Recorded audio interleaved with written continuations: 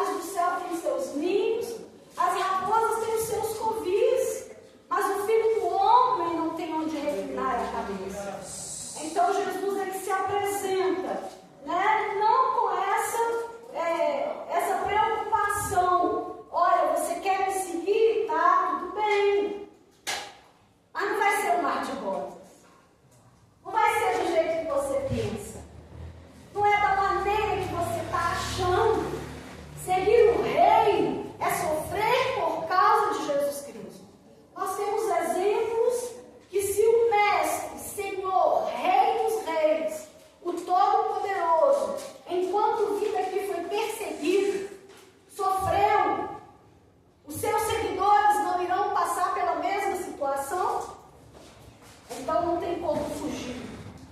Não é mesmo?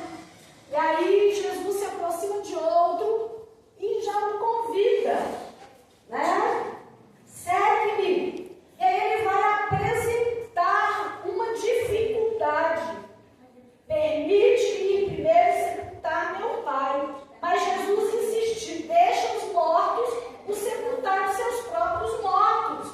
Tu, porém, vai e prega o reino de Deus. Quantas vezes as pessoas são chamadas, né? Tem um chamado para anunciar, para vir servir ao Senhor, mas vem com essa desculpa: eu tenho tanta coisa para resolver primeiro, eu tenho problemas no meu lar, né? Eu tenho situações assim. Deixa eu resolver isso primeiro, porque depois que eu resolver, tá tudo bem, eu vou fazer a obra do Senhor. Ou muitas vezes, muitos dos que já estão nas igrejas, sempre ficam protelando, arrumando uma desculpa para fazer a obra. E a obra do Senhor, ela é imediata, ela tem que acontecer. Ou a gente faz agora, ou nós nunca iremos fazer. Ou a gente avança agora, ou a gente fala de Jesus agora, ou nós vamos ficar e deixar a desejar. E um dia isso vai ser cobrado de nós, pela nossa negligência de anunciar o Evangelho. Então Jesus vai falar aos mortos, seus próprios mortos, sepultar. Vai e prega o Evangelho. Ou seja, você tem problema? Vai anunciando o Evangelho com essas dificuldades. Vai e anuncia. O tempo é hoje, o tempo é agora. Não espere as coisas melhorarem, não, porque as coisas não irão melhorar. É de mal para pior. Não espere, né? Você conseguiu um emprego perfeito, você conquistar um casamento perfeito, mas vá e pregue o Evangelho, porque essa é a hora. Nós estamos vivendo a última hora da igreja aqui na terra. E nós não podemos decepcionar o nosso Mestre Senhor. E aí o Senhor também se aproxima de outro e diz, se aproxima de Jesus e diz: olha, seguir-te-ei, Senhor, mas deixa-me primeiro despedir-me de casa. Que coisa, né? Muitas vezes a gente está apegado em muita família. A gente quer sempre a aprovação de quem a gente ama. Você vai servir o Senhor? E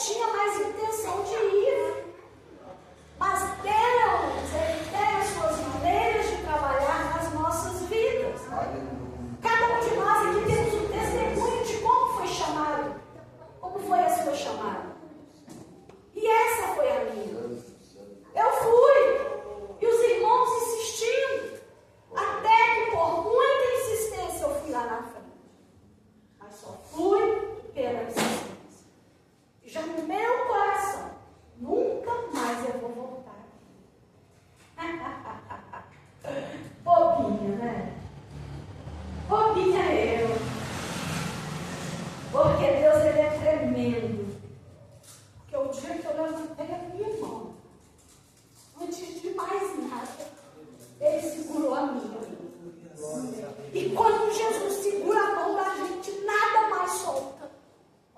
E a partir daquele dia, nunca mais eu deixei de adorar a Deus e de ir para a casa do Senhor. Porque Ele segurou as minhas mãos. E Ele tem me sustentado, Ele tem me fortalecido. Vocês acham que foi fácil? Eu recebi a aprovação de quem eu mais amava, que era o meu pai. A partir daquele dia, eu fui rejeitada por ele. A maneira que ele me tratava quando nós andávamos juntos lá no Espiritismo foi diferente, mudou. O carinho que ele tinha comigo mudou. Mas foi o preço que eu precisei pagar por amar a Jesus. E eu não me arrependo em nenhum dos momentos da minha vida. Porque depois de 14 anos orando para a salvação do meu pai, Jesus também salvou o meu pai. Amém, glória a Deus. E nos últimos momentos da vida dele, está fazendo um ano que ele partiu para a eternidade. Quem estava presente do lado dele estava lá conversando, trazendo esperança. E muitas vezes ele triste, mas minha filha, eu estou preocupado porque seus irmãos ainda não servem ao Senhor. Eu falei com ele, pai, não se preocupa com isso, porque as suas orações estão guardadas em depósitos. E até depois que o Senhor partir, Deus irá responder às suas orações. Amém, glória a Deus. É isso que Jesus faz. Muitas vezes nós não vamos ser aprovados pela nossa família, pela nossa decisão. Mas a palavra de Deus diz que aquele que põe a mão no arado não pode mais voltar atrás. Se você tem entregado a sua vida para Jesus, não tem como mais voltar atrás. Agora é para frente, olhando para o alvo. E o alvo se chama Jesus. Porque se olhamos para Ele, nós vamos vencer. Amém. Nós vamos conquistar Glória a Deus. a coroa da vida. Que Deus nos Amém, abençoe. amém, amém.